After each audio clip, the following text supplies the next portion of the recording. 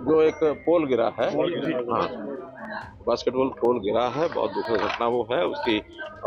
उसको जो वहाँ का कोच था उसको सस्पेंड कर दिया गया है, लेकिन उस घटना पर एक इंक्वायरी भी बैठा दी गई है, हमारे खेल मिनिस्टर ने बैठाई है। उसकी जानकारी लेंगे कि किसका दोष था, दोषी को बख्शा नहीं जाएगा। लेकिन दोनों खिलाड़ी, होनहार खिलाड़ी, उनके जाने का कष्ट, दुख हम सबको है। हम उनके जाने के बाद उनके परिवार के साथ भी खड़े हैं, उनकी जो भी सहायता करनी होगी परिवार को भी हम करेंगे, लेकिन ऐसी घटना की पुनरावृत्ति न हो इसकी भी चिंता की जाएगी। तो दीपेंद्र हुड्डा का कहना है कि ये जो खिलाड़ियों की डेथ हुई है ये सरकार ने इसका हाथ है, और अब ये तो आप लोग सोच के देखें कि कोई बात अगर ऐसी वो कहे जिसके अंदर एक भी कोई भरोसा करने का जरा तनिक मात्र भी बात हो, तो आप उनसे पूछिए कि क्या इसका आधार है। यानी हर चीज में कहीं सरकार का हाथ है, कहीं संघ का हाथ है, कहीं बीजेपी का हाथ है। अगर उनको कोई विषय न मिले तो इस आलोचना से ही वो लगातार अपने मन को खुश करते रहते हैं। भगवान उनका मालिक। सर, आज करनाल में सब कांग्रेस में बड़ा प्रदर्शन किया है, वोट चोरी मामले को लेकर लगातार वो प्रदर्शन कर रहे हैं। उसमें पुलिस के साथ खींचातानी में कुछ लोग को चोट भी लगी है, कुछ लोग के कपड़े भी फटे हैं, लेकिन उसके बावजूद भी लगातार वो मुखर हो रहे हैं इस सीट को लेकर। देखिए, कांग्रेस का दोगला राग है। एक तरफ वो कहते हैं SIR को हम नहीं मानेंगे। SIR क्या है?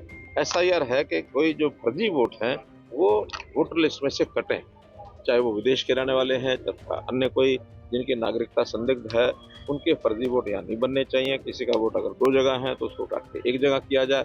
इस शुद्धता के ऊपर भी उनका आपत्ति चल रही है, पहला विषय ये।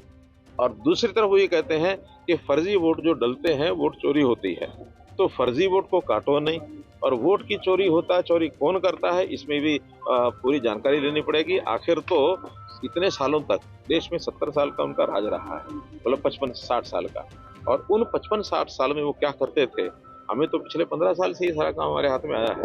हमने तो इसको 2003-4 में भी एक बार वोटों का शुद्धिकरण कराया था, और उस समय तय किया था कि हर 20 साल के बाद एक बार वोटों की और वोटर लिस्ट की शुद्धता, उसकी जांच, एक इंटेंसिव जिसको कहना चाहिए उसका रिवीजन ये होना चाहिए।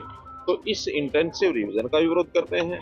वोट चोरी जिसमें वो खुद काम करते रहे, ऐसा जैसे होता है ना, उल्टा चोर को तो को डांटे, जो उनके खुद के कारनामे हैं वो आज दूसरों के गले में डाल रहे हैं। जबकि एक भी इस प्रकार का विषय अगर वो साबित कहीं करते तो समझ में आता, वो भी इस प्रकार के झूठे प्रचार के माध्यम से हम करते हैं, क्योंकि ये विषय चुनाव आयोग से जुड़ा हुआ है। एक सीमा से आगे जाकर के हमको कोई उत्तर देना नहीं, चुनाव आयोग अपने आप उसकी छानबीन करेगा, और छानबीन करने के बाद अगर कोई इस प्रकार का विषय मिलता है तो उनको चुनाव आयोग को शिकायत करनी चाहिए, जनता को भ्रमित नहीं करना चाहिए। ऐसा हमसे जुड़े रहने के लिए हमारे YouTube चैनल को सब्सक्राइब करें और नई वीडियो की नोटिफिकेशन के लिए बेल आइकॉन को दबाएं। अगर आप ये वीडियो Facebook पर देख रहे हैं तो लाइक जरूर करें और ज्यादा से ज्यादा शेयर करें। धन्यवाद।